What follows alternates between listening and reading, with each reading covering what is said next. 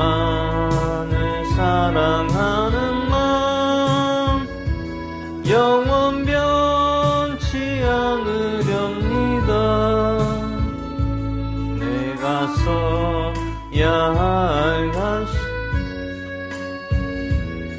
대신 쓰고 가신 주님은 내가 맞아야 할 채찍을 날 대신 맞으신 주님, 사랑의 주님, 사랑의 주님, 이제는 위하여 주님의 사랑, 주님의 은혜 어찌 다 갚으리까. 당자처럼 방황한 나를 사랑으로 감싸주시고 이제는 내 십자가 지고 주님을 따르렵니다. 주님 홀로 세상 죄지고 피 흘리며 고통당할 때 십자가의 주님의 음성 내 귓가에 울려 퍼지네. 나의 하나님, 나의 하나님, 어찌 나를 버리옵니까? 애통하시며 조소하셨던 주님의 음성 이제는 주님만 위하여 나의 생명 끝날 때까지 주님만을 사랑하는 마음 영원 변치 않으렵니다.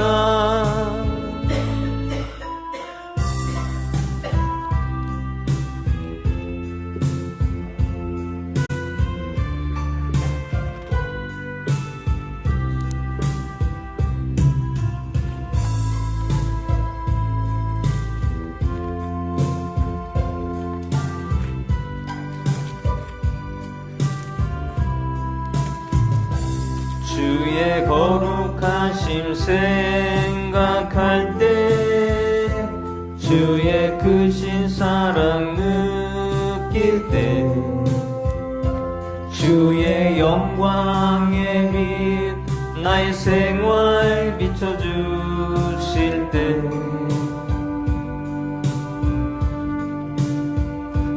주가 주신 기쁨 맛볼 때에 주의 사랑 속에 나 잠길 때 주의 영광에 빛 나의 생활 비춰주실 때 경배하리 경배하리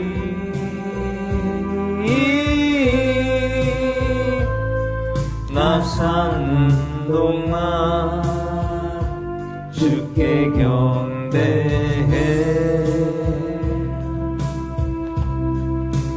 경배하리 경배하리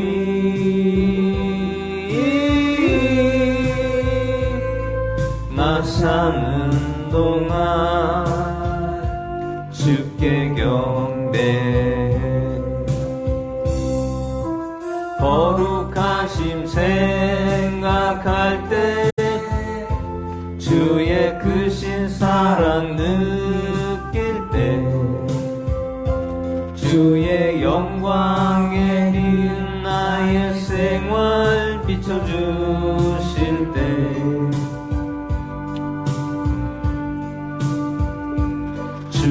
주신 기쁨 맛볼 때에 주의 사랑 속에 나 잠길 때 주의 영광에 빈 나의 생활 비춰주실 때 찬양하리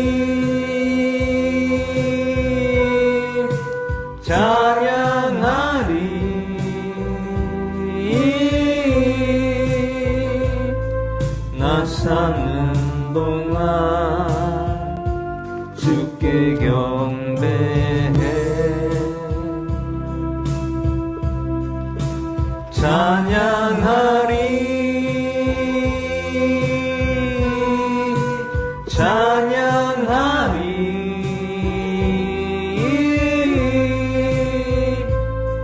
나 사는 동안 주께 찬양해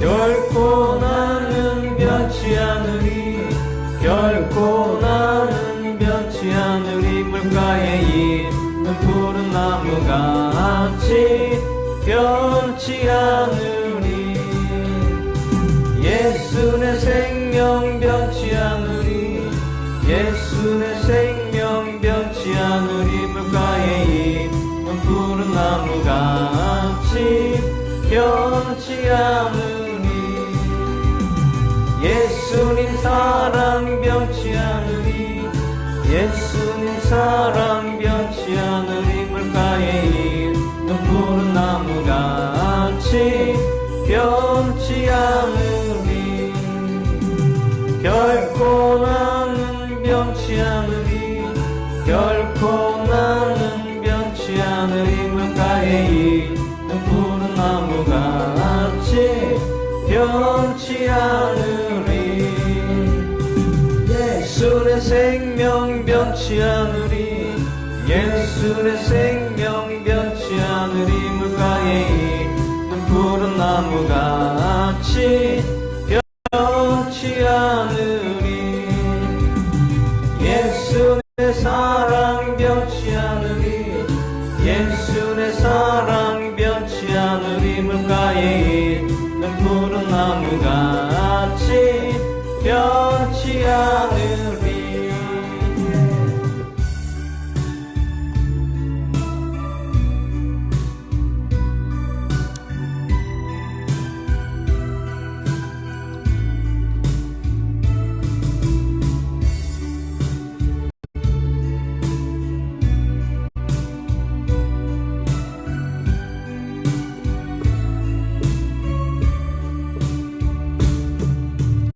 생명의 주 말씀 나 항상 종일토록 묵상하여 내 맘을 채우고 그 빛은 내 앞길 비추네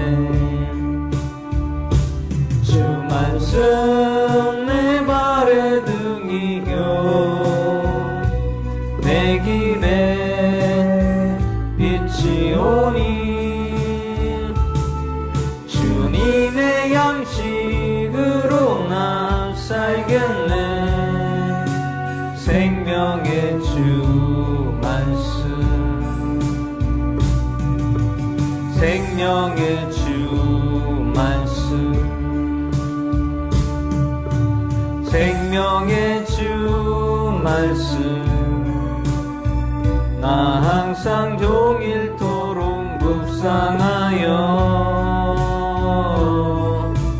내 맘을 채우고 그 빛은 내 앞길 비추네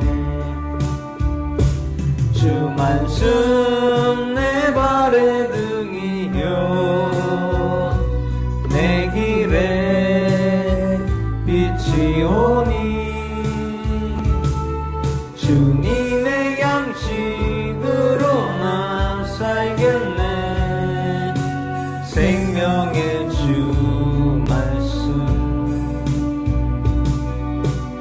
생명의 주 말씀 생명의 주 말씀 나 항상 종일토록 묵상하여 내 맘을 채우고 그 빛은 내 앞길 비추네 주 말씀 내 발의 등이요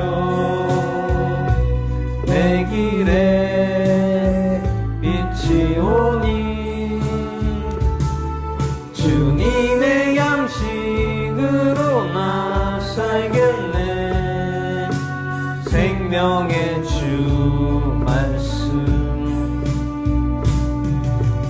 생명의 주 말씀 생명의 주 말씀 나 항상 종일토록 묵상하여 내 맘을 채우고 그 빛은 내 앞길 비추네 주 말씀 내 발의 등이요 내 길에 빛이 오니 주님의 양식으로 나 살겠네 생명의 주 말씀 생명의 주 말씀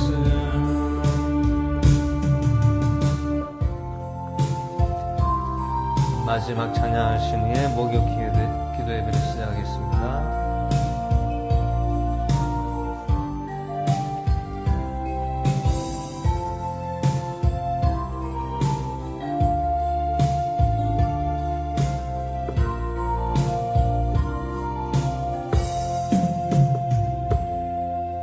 내 맘 언제까지나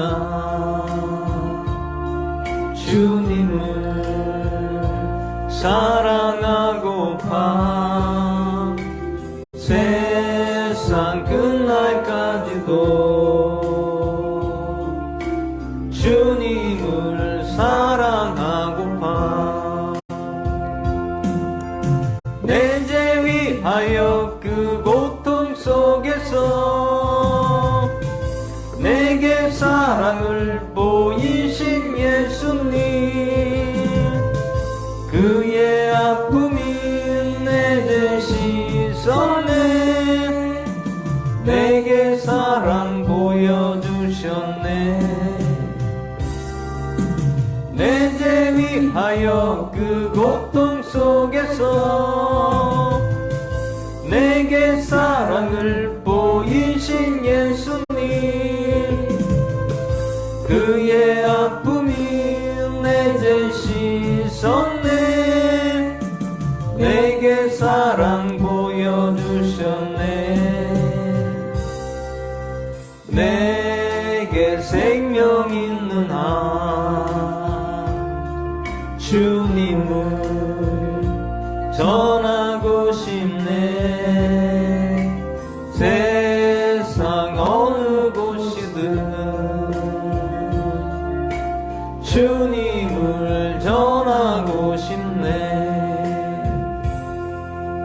내게 소리 있는 한 주님을 찬양하고파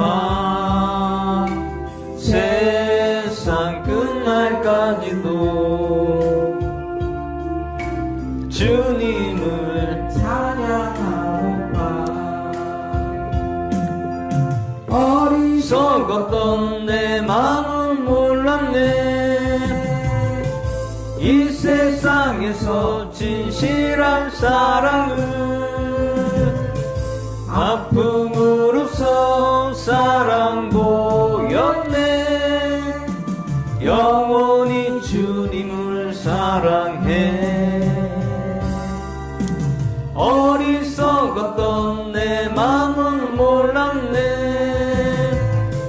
이 세상에서 진실한 사랑은 아픔으로써 사랑 보였네. 영원히 주님을 사랑해. 내게 생명 있는 한 주님을 전하고 싶네. 세상 어느 곳이든 주님을 전하고 싶네.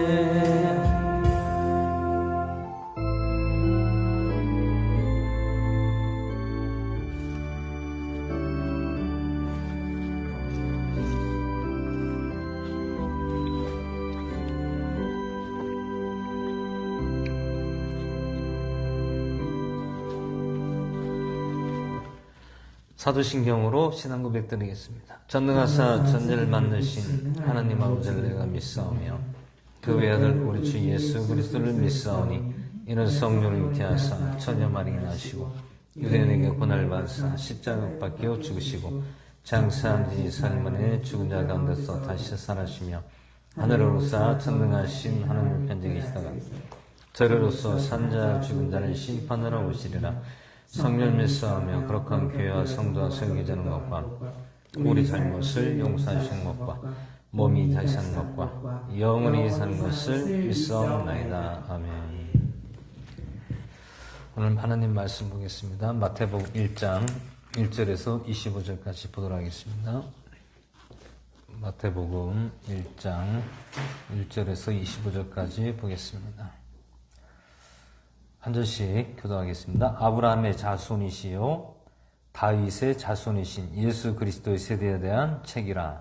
아브라함은 이삭을 낳고 이삭은 야곱을 낳고 야곱은 유다와 그의 형제들을 낳고 유다는 다말에게서 베레스와 세라를 낳고 베레스는 헤스론을 낳고 헤스론은 람을 낳고 람은 아미나답을 낳고 아미나답은 나손을 낳고 나손은 살몬을 낳고 살몬은 라합에게서 보아스를 낳고 보아스는 루덱에서 오벳을 낳고 오벳은 이세를 낳고 이세는 다윗왕을 낳고 다윗왕은 우리아의 아내였던 여자에게 솔로몬을 낳고 솔로몬은 르호보암을 낳고 르호보암은 아비야를 낳고 아비야는 아사를 낳고 아사는 여호사밧을 낳고 여호사밧은 요람을 낳고 요람은 우시야를 낳고 우시야는 요담을 낳고 요담은 아스를 낳고 아스는 히스기야를 낳고 히스기야는 므낫세를 낳고 므낫세는 아몬을 낳고 아몬은 요시야를 낳고 요시야는 여고니아와 그의 형제들을 낳았으니 그 무렵에 그들이 바벨론으로 끌려가니라. 그들이 바벨론으로 끌려간 뒤에 여고니아는 스알데엘을 낳고 스알데엘은 스룹바벨을 낳고 수르바벨은 아비웃을 낳고 아비웃은 엘리야김을 낳고 엘리야김은 아수르를 낳고 아수르는 사독을 낳고 사독은 아킴을 낳고 아킴은 엘리웃을 낳고 엘리웃은 엘라사를 낳고 엘라살은 마단을 낳고 마단은 야곱을 낳고 야곱은 마리아의 남편 요셉을 낳았는데 마리아에게서 그리스도라 하는 예수님을 태어나시느니라. 그러므로 아브람부터 다윗까지 14세대요 다윗부터 바빌론으로 끌려갈 때까지 14세대요 바빌론으로 끌려간 때부터 그리스도까지 14세대더라. 이제 예수 그리스도의 태어나심은 이러하니라. 그분의 어머니 마리아가 요셉과 청혼하였을 때 그들이 함께하기 전에 그녀가 성령님으로 말미암아 아이를 뵌 것이 드러나네. 그때 그녀의 남편 요셉은 의로운 사람이므로 그녀를 사람들 앞에 본보기로 삼고자 하지 아니하여 은밀히 그녀를 버리려고 마음먹었으나 그가 이 일들을 생각할 때에 보라 주의 천사가 꿈에 그에게 나타나 이르되 너 다윗의 자손 요셉아 내 아내 마리아에 취하는 것을 두려워하지 말라. 그녀 안에 수태된 그것은 성령님으로 말미암았느니라. 그녀가 아들을 낳으리니 너는 그의 이름을 예수라 하라. 이는 그가 자기 백성을 그들의 죄에서 구원할 것임이라 하니라. 이제 이 모든 일이 일어난 것은 주의 가나의 대언자를 통해 말씀하신 것을 성취하려 하심이라 이르시되 보라 처녀가 아이를 베어 아들을 낳을 것이요 사람들이 그의 이름을 임마누엘이라 하리라 하셨으니 이것을 번역하면 우리와 함께 계시는 하나님이라는 뜻이라. 이에 요셉이 잠에서 깨어 일어나 주의 천사가 자기에게 지시한 대로 행하여 자기 아내를 취하고 그녀의 맏아들을 낳기까지 그녀를 알지 아니하다가 마침내 낳으니 그의 이름을 예수라 하니라. 아멘. 이 시간 잠시 기도하고 말씀 나누도록 하겠습니다. 할렐루야 고맙고 감사하신 하나님 아버지 은혜와 사랑에 감사드립니다. 오늘 목요 기도예배로 주님 불러주시고 오늘 마태복음 1장 말씀으로 성경에서 함께 하시고 주관하시고 오늘도 말씀을 전할 때 나눌 때에 주께서 깨닫게 하시고 믿음을 더하여 주시옵소서. 마치는 시간까지 주님 홀로 영광 받을 줄 믿사오며 우리를 구원하신 나사렛 예수 그리스도의 전함으로 기도하옵나이다. 아멘. 오늘 마태복음 1장 제목은 예수 그리스도의 나심이란 제목으로 말씀을 나누겠습니다. 우리가 마태복음 나오는 예수 그리스도의 나심은 누구나 다 기본적으로 알고 있겠죠. 하지만 이게 또 시간이 지나면 또 잊어버리게 됩니다. 그래서 우리가 이 마태복음 1장이라든지 누가복음 2장과 3장 말씀의 이 부분을 우리가 한 번씩은 또 봐야 됩니다. 왜냐하면 예수 그리스도가 우리가 항상 새겨야 되죠. 여러분 소 아시잖아요? 소는 특징이 무엇이죠? 되새김질을 합니다. 되새김질. 계속 그것을 새긴다라는 것이죠. 우리도 말씀을 어떻게 됩니까? 계속 되새김질을 해야 된다는 얘기예요. 계속 또 반복해서 듣고 또 반복해서 보고 그러다 보면 또 하나님께서 각자에게 또 주시는 은혜가 있고 믿음이 더욱더 우리에게 성령께서 함께 해주신다는 것을 우리가 알아야 된다는 것이죠. 오늘 우리가 보는 말씀에서 이 제임스 성경을 보면은 신약 전설을 구약이든 신약이든 처음에 쓸 때에 헌사가 있습니다. 헌사라는 것은 먼저 구원자 예수님을 높이고 그리고 폐하 제임스 왕에게 명령에 따라 부지런히 번역하였다라고 헌사를 처음에 쓰여지고 있습니다. 그래서 마태복음을 시작하기 전에 킹제임스 성경에 어떻게 쓰여져 있냐면 우리의 주시오 구원자이신 예수 그리스도의 신약 전서는 제임스 폐하의 특별 명령에 따라 원어인 그리스어에서 번역하였으며 또한 이전 역본들을 부지런히 비교하여 수정하여 번역하였습니다. 라고 헌사를 처음에 이렇게 기록을 해놨습니다. 여기서 인상적인 것은 무엇입니까? 우리의 주시오 구원자이신 예수 그리스도의 신약 성경이다라고 먼저 인정을 하는 것이죠. 이 성경은 어느 성경을 봐도 이렇게 쓰여진 성경이 없어요. 어떤 성경을 봐도 이 신약 마태복음 앞전에 이렇게 헌사가 쓰여진 내용들이 있는 성경이 단 한 곳도 없고 오직 이 킹제임스 성경밖에 쓰여지지 않습니다. 이만큼 이렇게 쓰여졌다라는 것은 이 킹제임스 성경이 하나님에 의해서 이것이 다시금 조금 더 온전하게 하나님 앞에 흐트러졌던 것, 그리고 좀 완전치 못한 것을 조금 더 완전하게 이 성경을 번역했다라는 것을 보여주고 있습니다.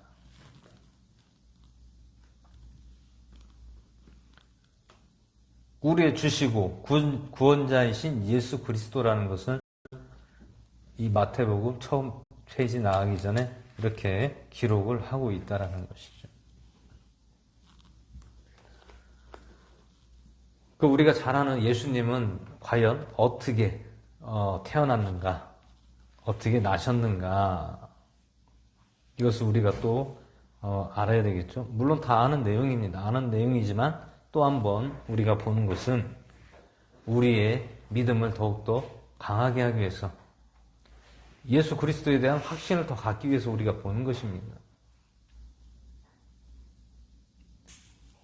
물론 우리가 다 아는 내용일 수도 있지만 또 다시 한번 또 되돌아서 보면 무언가 또 다른 모양으로 또 눈으로 보여질 수가 있다라는 것이죠. 오늘 마태복음 1장에서는 아브람부터 시작해서 예수 그리스도까지 몇 세대입니까? 아브람부터 예수님까지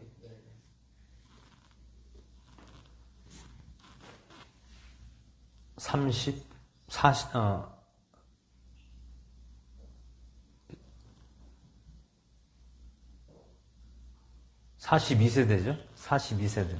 왜냐하면 아브람부터 다윗까지가 14세대고 또 다윗부터 바벨론으로 끌려갈 때까지가 14세대고 또 바벨론으로 끌려간 때부터 그리스도까지 14세대. 그러면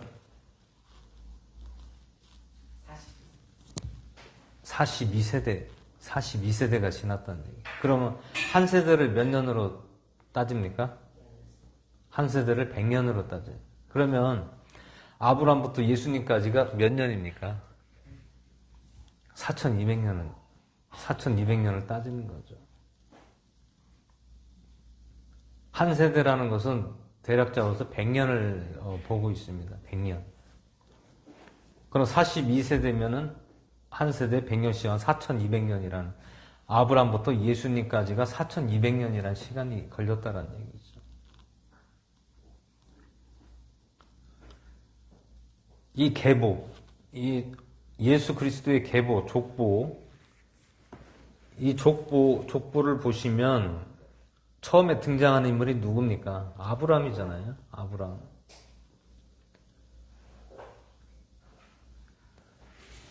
근데 아브람도 있고 노아도 있고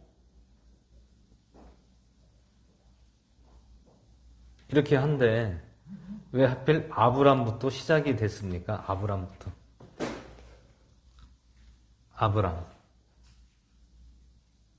아브라함은 첫 번째 무슨 조상이죠? 믿음의 조상이라고 했잖아요. 믿음의 조상. 그럼 믿음의 조상이 어떻게 됐습니까? 이삭을 하나님 앞에 모리아산에서 드리기 위해서, 그 번제물로 드리기 위해서 그걸부터 믿음을 보셨습니까? 아니면 그 전부터 믿음을 보셨습니까? 그 전부터 봤었죠? 그 전부터 하나님을 온전하게 믿었던 사람이 아브람이었죠. 근데 이삭을 모리아산에서 하나님이 제물로 번제로 바치라고 했을 때가 몇 세였습니까? 아브람이 나이가 100세가 넘었죠. 100세가 넘은 나이에 모리아산으로 이삭을 데리고 이제 번제물로 바치기 위해서 올라가는 것이죠. 근데 여기서 우리가 중요하게 아는 것은 아브라함이 100세, 그리고 사레라고 하죠. 사라가 나이가 몇 살 있었습니까? 70이었어요, 70. 그런데 아들을 낳을 수 있는 경수가 다 끊어진 상태예요. 이거는 인간으로서 도저히 아들을 낳을 수가 없는 나이입니다. 할머니가 어떻게 아이를 낳을 수가 있습니까? 여자의 모든 기능이, 아이를 낳을 수 있는 기능이 아예 다 정지가 되는, 기능이 없어졌는데 어떻게 아이를 낳습니까? 근데 주의 사자가 나타나서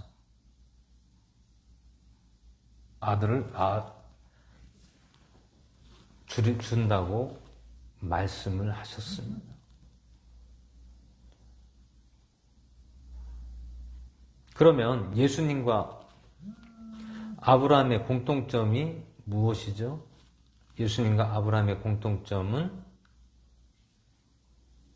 우리가 생각할 수 없는 그런 상황에서 기적이 일어났다는 것을 알 수가 있는 것이죠.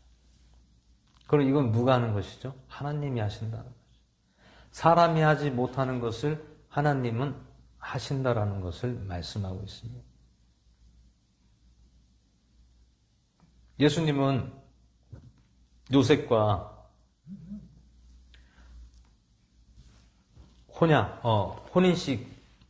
혼인식을 약혼식을 했단 말이죠. 약혼을 했습니다. 약혼했는데 아직 동침하지는 않았다라는 얘기죠.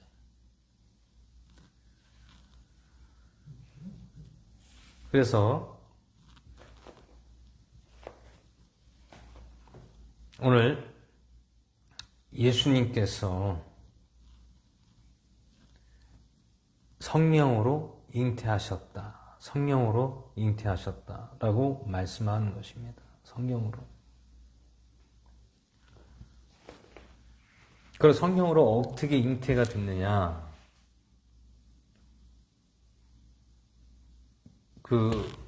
계보에서 있죠? 다윗의 자손 예수라고 나옵니다. 그럼 아브라함의 조상이고 다윗의 조상이고, 이거는 어떤 이제 혈통으로서 말씀드리는 겁니다. 혈통. 영적으로 하는 것이 아니라 혈통으로서가 이렇게 이어져 왔다라는 것을 말씀하는 것이죠. 근데 예수님께서는 분명히 성령으로 잉태되었다라고 말씀하고 있는 것입니다. 성령으로.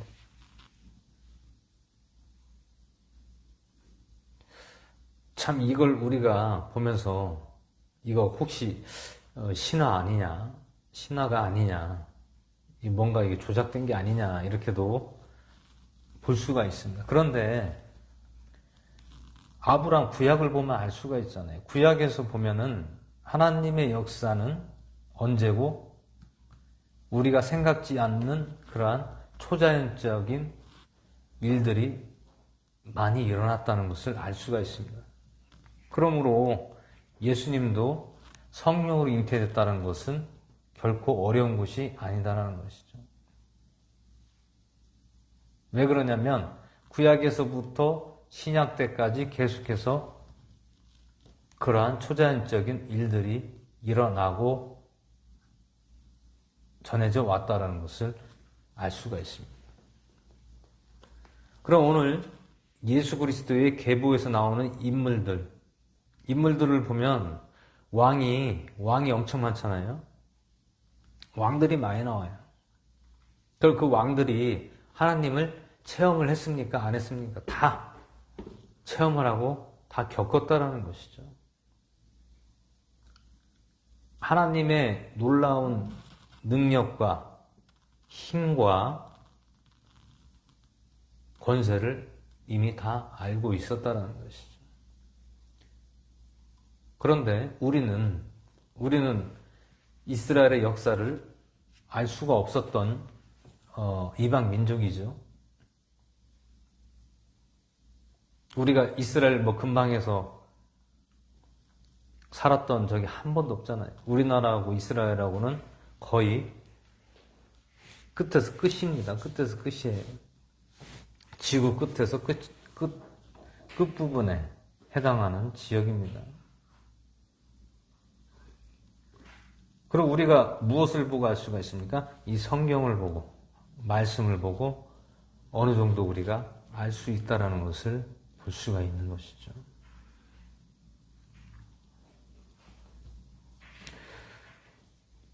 그래서 오늘 마태복음 1장 18절에 보시면 이제 예수 그리스도의 태어나심은 이러하니라. 그분의 어머니 마리아가 요셉과 성혼하고 동거하기 전에 성령님으로 말미암아 아이를 뵌 것이 드러났더니 그때에 그녀의 남편 요셉은 의로운 사람이므로 그녀를 사람들 앞에 본보기로 삼고자 아니하여 은밀히 그녀를 버리려고 마음먹었으나. 요셉의 생각에는 야, 이거 큰일 났다. 아니, 나하고 분명히 동침을 하지 않았는데 배가 불러온 거예요. 그러니까 이때 당시에는 만약에 결혼을 하지 않고 아이를 낳았다 그러면 큰일 나는 거예요. 이때 유대 민족 이때 당시 문화에서는 만약에 허락도 없이 서로가 좋아서 동침해서 아이를 가졌다 그러면은 이게 심하면은 죽을 수도 있어요. 그런 이제 그때 당시 풍습의 문화였어요. 그 결혼의 문화였습니다. 그래서 어떤 가족을 서로 간의 가족을 무시하고 멸시하고 너희들의 마음대로 했다라는 그런 이유에서 잘못하면 공개적으로 죽을 수도 있었다라는 얘기입니다. 그래서 요셉이 내 생각에 그녀를 사람들 앞에 본보기로 삼고자 아니하여. 사람들 앞에 본보기라는 것은 무슨 본보기예요? 본보기로 삼는다는 것은 어떻게 한다는 겁니까? 그 여자를 돌로 쳐서 죽인다는 거예요. 그럼 그 여자를 누가 칩니까? 가족들이 쳐서 죽여야 된다는 거예요.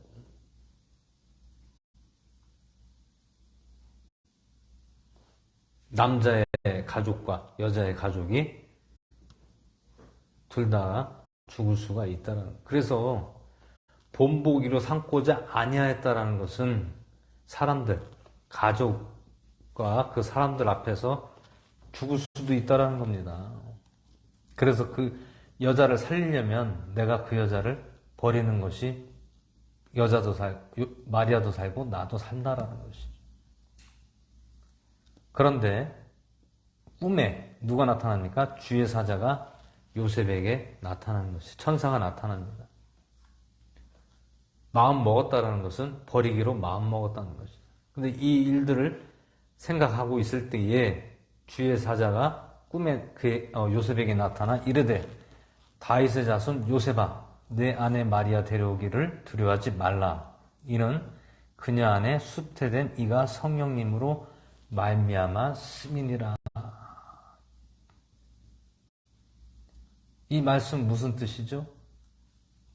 내가 마리아하고 요셉 너하고 내가 지켜주겠다. 누가 지켜주겠다는 것입니까? 주의 사자가 지켜주겠다라는 거예요. 염려하지 말라는 것이죠. 다 너희를 피할 길을 다 내가 예비해놨으니까 절대로 사람들 앞에서 너희들이 죽지 않으니까 걱정하지 말라는 뜻입니다. 그래서 주의 사자가 그녀가 요셉에게 말하는 것이죠. 21절에 그녀가 아들을 낳으리니 너는 그의 이름을 예수라 하라. 이는 그가 자기 백성을 그들의 죄에서 구원할 것임이라 하니라. 자기 백성, 누구 백성입니까? 자기 백성, 이스라엘 백성이에요. 이스라엘의 백성들의 죄에서 예수님이 구원할 것이다라는 것이죠. 구원. 그럼 구원은 어떻게 해야 구원을 받습니까? 믿어야 구원받는 거죠. 믿어야 구원받지, 믿지 않으면 구원을 받지 못한다는 것이죠. 근데 또 여기서 우리가 또 알아야 될 것은 임마누엘이라 하라.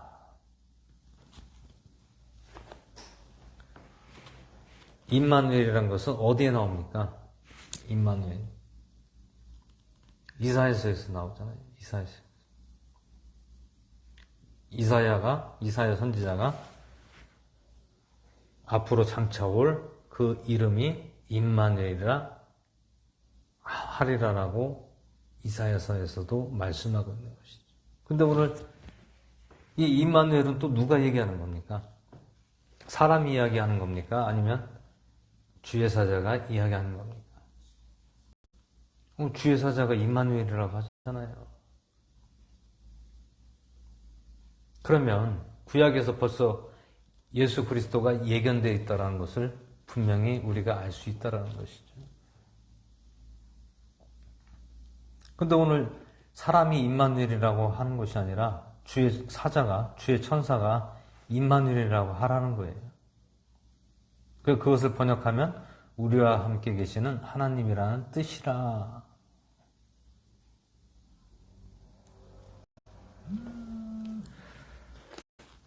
그래서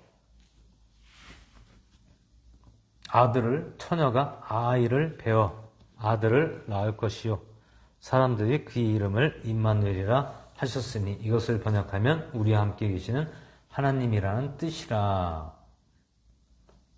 이 말을 듣고 요셉이 잠에서 깼습니다. 꿈속에서 이제 이 말씀을 들은 거죠.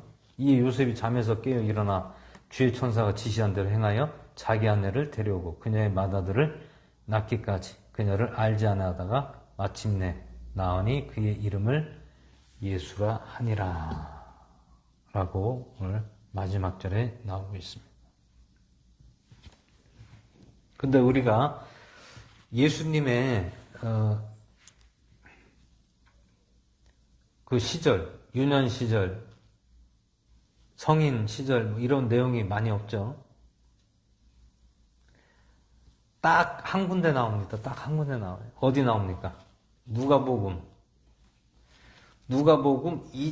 3장에서 예수님이 12살 때에 예루살렘 성전에 있던 것을 말씀하고 있는 것이. 그거밖에 없어요. 마가복음도 없고요. 요한복음도 없습니다. 마태복음과 누가복음에서 예수님의 나심과 또 예수님이 12살에 성전에서 있었던 내용이 나오고 있는 것이죠. 그리고 마태복음 1장에서는 요셉에게 천사가 이야기했고 누가복음 1장에서는 누구에게 이야기하고 있습니까? 마리아에게 이야기하고 있습니다. 마리아에게. 한번 누가복음을 보겠습니다.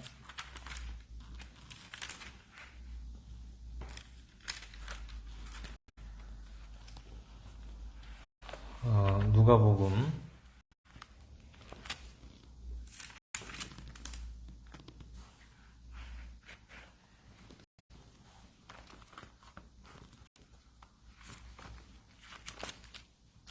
'누가복음에 보시면 마리아가 여기서는 또 천사가 마리아에게 하는 말씀이 나오고 있습니다.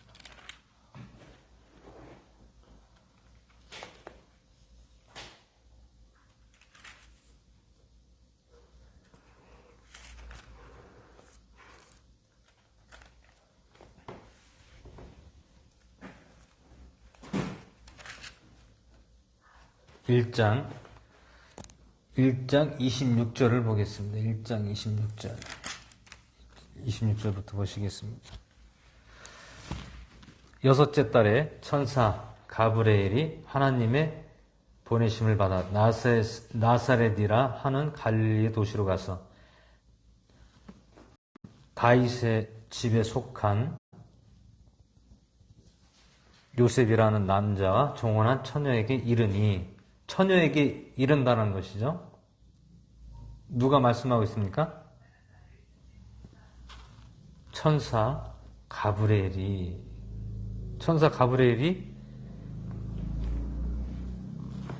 마리아에게 말씀을 하고 있습니다.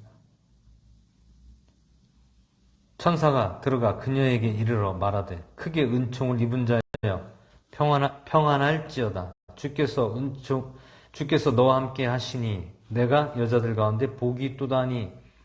그녀가 그를 보고 그가 하는 말에 불안해하며 이것이 도대체 무슨 인사인가 하고 마음속으로 생각하며 천사가 그녀에게 이르되 마리아야 두려워하지 말라. 내가 하나님께 은총을 입었느니라. 보라 내가 수태하여 아들을 낳으니 그의 이름을 예수라 하라. 그가 크게 되고 가장 높으신 이의 아들의 일컬음을 받을 것이요 주 하나님께서 그의 조상 다윗의 왕자를 그에게 주시리니 그가 영원토록 야곱의 집을 통치할 것이요 그의 왕국이 무궁하리라. 이에 마리아가 천사에게 이르되 나는 남자를 알지 못하는데 어찌 이 일이 있으리까 하며 천사가 그녀에게 대답하여 이르되 성령님께서 내게 임하시고 가장 높으신 이의 권능이 너를 덮으시리니 그런즉 또한 내게서 태어날 그 거룩한 이는 하나님의 아들이라 일컬음을 받으리라. 보라 내 사촌 엘리사벳도 늙은 나이에 아들을 수태하였느니라. 수태하지 못한다고 하던 그녀가 수태한 지 벌써 6달이 되었나니 하나님께는 불가능한 일이 없느니라. 이렇게 가브리엘 천사가 여기서는 요셉에게 하는 것이 아니라 마리아에게 직접 말씀하고 있습니다. 여기서 우리가 알 수 있는 것은 또 무엇입니까? 가브리엘 천사가 어떻게 이야기하고 있습니까? 엘리사벳, 내 사촌, 마리아의 사촌도 엘리사벳도 늙은 나이에 아들을 수태했다. 이 뜻은 무엇입니까? 아브람, 그리고 예수님, 아브람과 또 마리아, 그리고 엘리사벳이 나오고 있습니다. 이게 공통점이 무엇입니까? 도저히 사람의 힘으로 할 수 없는 것들이 하나님께서 하신다는 것을 보여주고 있다는 것이죠. 엘리사벳이 나이가 많은 노인이란 말이에요. 노인이 아들을 수태했다라는 거예요. 누가? 마리아의 사촌이 늙은 나이에 아들을 낳았다라는 것이에요. 벌써 아들을 못한다고 했는데 낳은 지가 벌써 6달이 되었다라는 것입니다. 하나님께는 불가능한 일이 없느니라고 마리아에게 말씀하거든요. 이것은 누가 하는 얘기입니까? 사람이 하는 얘기입니까? 아니면 천사가 하는 얘기입니까? 천사가 하는 얘기죠. 사람이 예를 들어 만약에 어떤 사람이 예언하고 예를 들어 예언식으로 예수를 너가 낳을 것이다 이렇게 얘기하는 거와 직접적으로 천사가 나타나서 이야기하는 거 어떤 것이 더 확신을 가질 수가 있습니까? 사람이 이야기하는 것보다 직접적으로 천사가 나타나서 이야기하는 것이 정확하겠죠.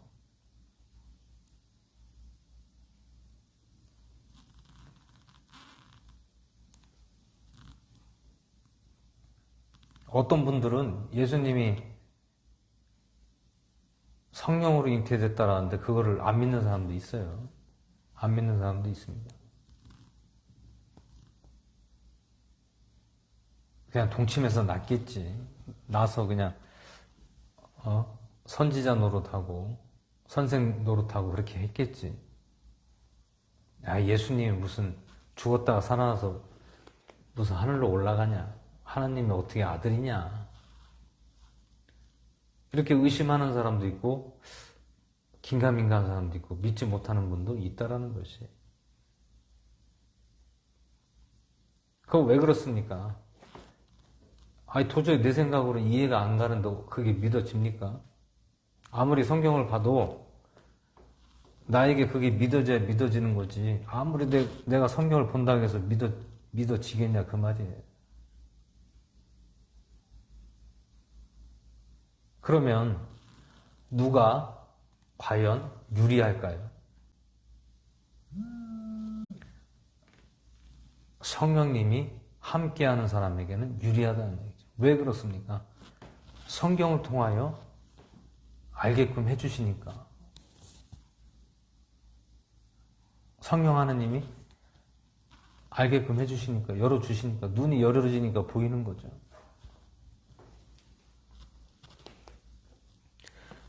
백이면 백 성경을 본다고 해서 다 눈이 열어지고 보여집니까? 아니라는 얘기예요.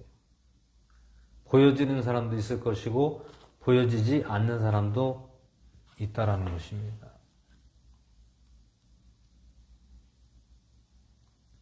그래서 오늘 마태복음 1장과 누가복음 1장에서 말씀하는 것 중에서 우리가 눈여겨봐야 될 것은 무엇입니까? 주의 천사가 하는 말을 잘 봐야 된다는 거예요. 이거는 사람 말이 아닙니다. 주의 사자를 통하여, 천사를 통하여 이 말하는 대목을 잘 봐야지만이 그게 믿어지고 또 확신을 우리가 가질 수가 있다라는 것입니다.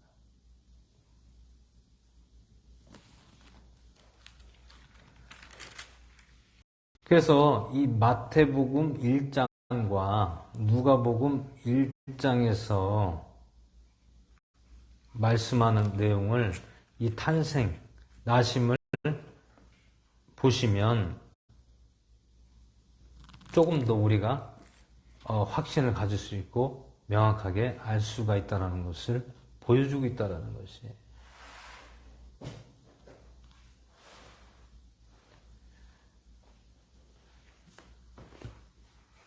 그리고 예수님에 관한 내용을 보면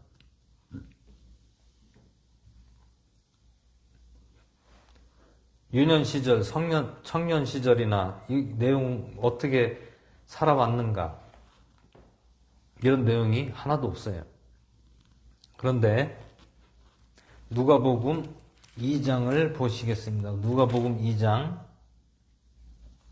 41절을 보겠습니다. 누가복음 41장 누가복음 2장 41절부터 보겠습니다.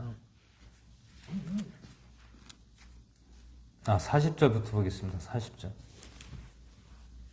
아이가 자라며 영이 강하게 되고 지혜가 충만하며 하나님의 은혜가 그 위에 있더라. 누구 위에 있다는 것이죠? 예수님의 머리 위에 있다라는 것이죠. 무엇이? 하나님의 은혜가. 이제 그분의 양친이 해마다 6월절이 되면 예루살렘으로 가더니, 그럼 지금 현재는 지금 예수님이 어디에 지금 살고 있습니까? 나사렛이라는 동네에 살고 계셨다라는 얘기죠. 그런데 6월절 절기가 되면 어디로 갑니까?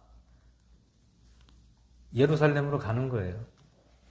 이때 당시에는 다 그 예루살렘을 중심으로 해서 여기저기 동서남북으로 다 이스라엘 백성들이 흩어져 있었어요. 근데 그 절기를 알잖아요. 절기를 아니까 그 절기가 되면 어디로 모입니까?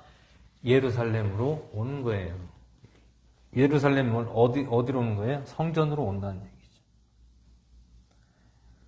얘기죠. 6월절이 되고 예루살렘으로 들어갔습니다. 가서 42절에 그분께서 12살 되셨을 때에 그들이 이 명절의 관례대로 예루살렘에 올라갔다가 그 날들을 마치고 돌아갈 때에 아이 예수님은 예루살렘에 머무셨더라.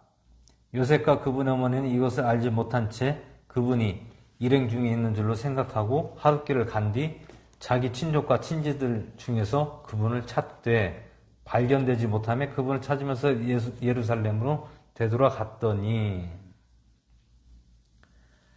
여러분 그 6월절이라는 절기를 예루살렘에서 머물 때는 대략 뭐 1, 이틀이 아니라 한 번 모이면 뭐 보름이든 한 달이든 머물다가 가는 거예요. 금방 가는 게 아닙니다. 거기서 대략 보름에서 한 달을 있다가 이제 다 그때 절기가 끝나면 그때 돌아가는 거예요. 자기 집으로 돌아갑니다. 근데 자기 집으로 가다가 이제 일행 중에 자기 집안 일행 중에 이제 따라오는 줄 알고 집으로 하룻길을 갔다라는 것은 걸어서 나사렛까지 예루살렘에서 가려면 하루를 걸어서 가야 도착할 수 있는 거리라는 얘기. 거리가 멀죠. 대략 예루살렘에서 나사렛까지 거리가 몇 킬로냐면 한 110킬로에서 120킬로 정도 됩니다. 예루살렘에서 나사렛까지. 거기를 이제 걸어간다. 하루를 잡아야 돼요. 걸어가려면. 빨리 가도 하루입니다. 그런데 집에 와서 보니까 없는 거예요. 예수님이. 그래서 어디로 갔습니까? 다시 예루살렘으로 돌아갔어요. 46절 사흘 뒤에 그분을 성전에서 발견한 즉 그분께서 박사들 한가운데 앉으사 그들에게 듣기도 하시며 묻기도 하시니 듣는 자가 다 그분께서 깨닫고 답변하시는 것들로 인하여 깜짝 놀라더라.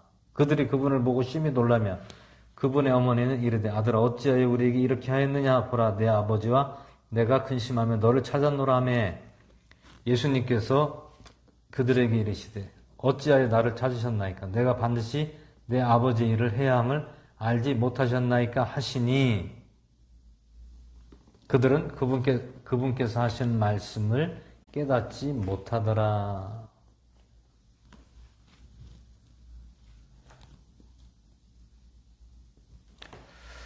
이 말씀은 무슨 뜻입니까? 예루살렘에서 누구와 대화를 하고 나눴습니까? 성전에 있는 박사라는 것은 선생이겠죠? 그럼 선생은 어떤 랍비들이겠죠? 구약에 나오는 선생들, 모세 오경을 가지고 구약에 있는 말씀을 가지고 논하는 거기에 대해서 통달한 사람을 그 어르신들과 이야기를 나눴다는 것이죠. 그래서 예수님이 질문도 하고 또 듣기도 하고 질문도 하기도 하고 했다라는 것을 말씀하고 있죠. 근데 부모가 왔는데 너를 우리가 애타게 찾고 기다렸다. 왜 이러고 있느냐? 그랬더니 예수님께서 이르되 어찌하여 나를 찾으십니까? 내가 반드시 아버지의 일을 해야 함을 알지 못하셨나이까?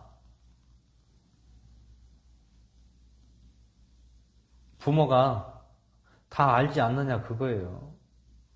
무엇을 알지 않느냐입니까? 이스라엘 자기 백성을 죄에서 구원하기 위해서 왔다라는 것을 알지 않느냐 그거예요. 그랬더니 그 부모가 말을 못하는 거죠. 마리아와 요셉이 말을 못하는 것이에요. 근데 마리아와 요셉은 그 예수님이 하는 말씀을 깨닫지 못했다는 것이죠. 그럼 깨닫지 못했다는 것은 무슨 뜻입니까? 아직도 예수님을 자기들 아들이라고 생각하고 있다는 거예요. 그러면 예수님은 분명히 성령으로 잉태됐고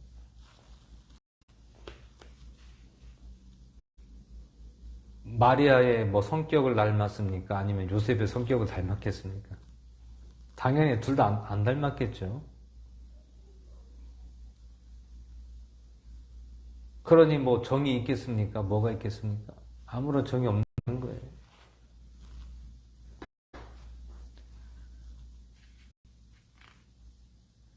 왜 그렇습니까? 이것은 곧 하나님께 드려진 제물이라고 생각을 해야 된다는 거죠.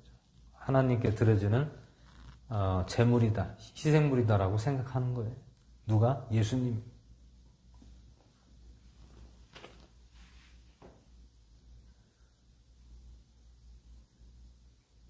우리가 잘 아는 사무엘도 어떻게 했습니까? 하나님께 드려진 사람이 사무엘이잖아요. 사무엘. 하나님께 드려졌다고 했잖아요. 예수님도 하나님께서 예비하시고 준비하신 희생물이나 다름없다라는 얘기예요. 결국엔 인간의 사람의 육신으로 봤을 때는 그렇다는 얘기죠. 그래서 이렇게 누가복음과 마태복음에서 이야기하는 것 중에서 우리가 알 수 있는 것은, 마태복음에서는 주의 천사가 요셉에게 말씀했고, 또 누가복음 1장에서는 마리아에게 말씀을 했습니다. 그리고 세 번째로는 누가복음 2장 40절에서는 예수님이 12살 됐을 때에 6월절에 예루살렘으로 가서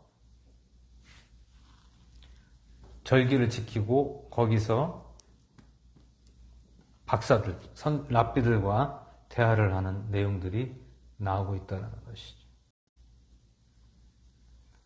결국엔 예수님도 구약의 말씀을 봤다라고 하는 내용이죠. 안다라는 얘기예요.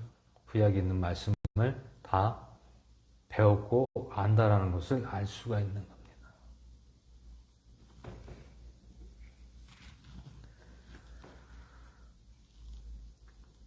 그래서 오늘 예수 그리스도의 나심이 성령으로 잉태된 것도 있지만 그런 계보를 통해서 난 것, 그런 나심이 어떻게 났느냐?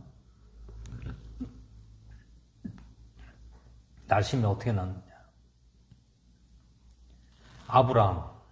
아브라함도 100세에 하나님께서 이삭을 주셨고, 또 마리아의 사촌 누굽니까? 엘리사벳. 사촌인 엘리사벳도 나이가 늙었는데 아이를 낳았다라는 거예요. 낳을 수 없는 상황에서 낳았다라는 겁니다. 그럼 예수님도 마찬가지죠. 예수님도 낳을 수 없는 상황에서 낳았다라는 것을 알 수가 있습니다. 그게 공통점입니다. 그래서 아브라함의 계보에서 처음에 아브라함부터 시작되잖아요. 아브라함부터 시작되는 이유가 무엇입니까? 나심. 예수님의 나심이 기록이 그때부터 아브라함부터 시작이 됐다라는 겁니다. 그럼 아브라함이 정상적으로 아이를 낳습니까? 아니죠. 비정상적이죠. 젊은 나이에 낳은 것도 아닙니다. 100세에 낳았어요. 100살에. 100살에 어떻게 아이를 낳습니까? 사라. 남자는 뭐 100세든 200세든 상관없어요. 근데 여자는 경수가 끊어지면 아이를 생산을 할 수가 없다는 거예요. 근데 그때 사라의 나이가 몇 살이었습니까? 70이었단 말이에요. 70. 여러분, 지금까지 70세 아이 낳았다는 사람이 있습니까? 하나도 없어요.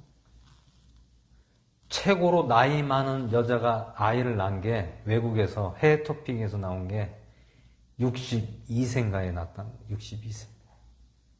62세에 아이를 낳았대요. 실제적으로. 70세 아이를 낳았다? 없어요. 70세 할머니가 아이를 낳았다는 내용은 하나도 없습니다. 그래서 오늘 예수 그리스도의 나심이 이렇게 아브라함과 또 마리아의 사촌 엘리사벳,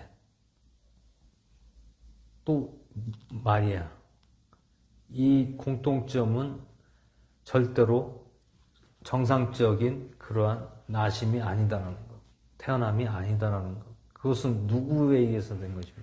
하나님에 의해서 된 거예요. 사람이 절대로 할 수가 없어요.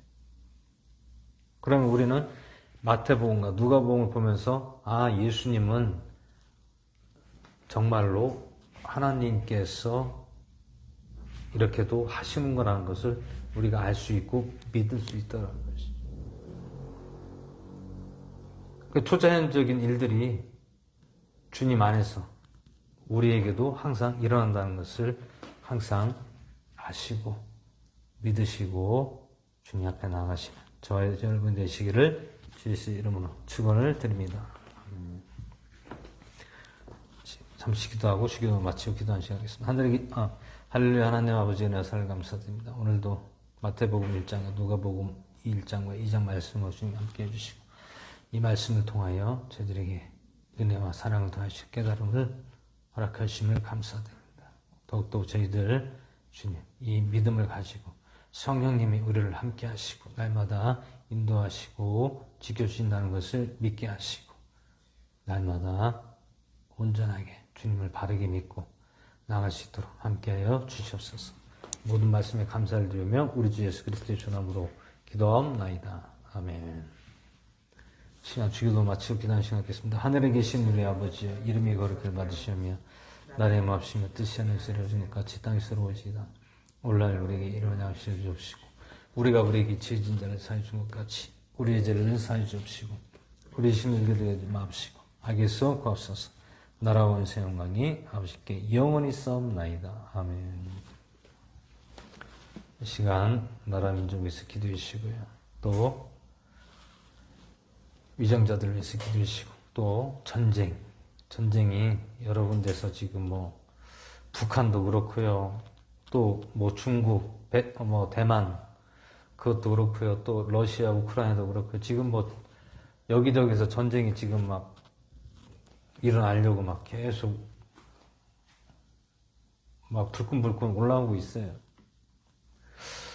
이 북한에서도 계속해서 도발을 하려고 하기 때문에 실제적으로 또 전술적으로도 지금 계획을 잡고 있는 것 같아요. 언제 재개할지 모르지만 우리가 기도를 해야 됩니다. 이럴 때일수록 우리가 더 깨어서 하나님께 기도하고 나가야 된다는 것을 아시고 오늘도 각 교회와 성도들과 종들을 위해서 기도하시고 또 나 자신과 가족과 이웃에서 기도하는 시간 갖겠습니다. 주여 청하시면서 기도하겠습니다. 주여 아버지 감사합니다. 주의 말씀